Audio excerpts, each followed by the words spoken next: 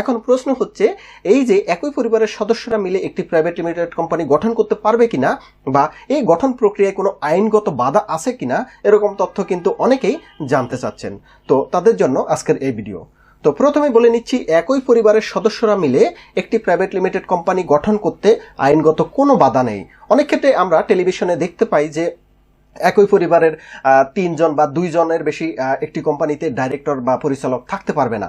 তো তাহলে এই সমস্ত ভিডিও আমরা বা এই সমস্ত তথ্য আমরা কেন দেখতে পাই? প্রকৃতপক্ষে এগুলো হচ্ছে পাবলিক লিমিটেড কোম্পানি, একই সাথে ব্যাংকিং কোম্পানি, অর্থাৎ যে সমস্ত কোম্পানিগুলো ব্যাংকিং লতে পরিচালিত হয় সে সমস্ত কোম্পানির জন্য কিন্তু এ ধরনের রেস্ট্রিকশন আছে।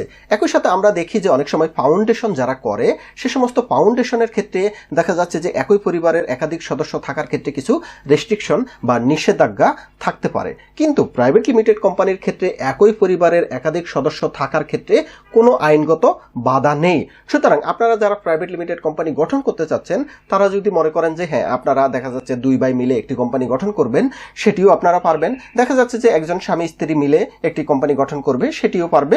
বা একই পরিবারের সকল সদস্য মিলেও একটি কোম্পানি গঠন করতে পারবে, এক্ষেত্রে আইনগত কোনো বাধা নেই।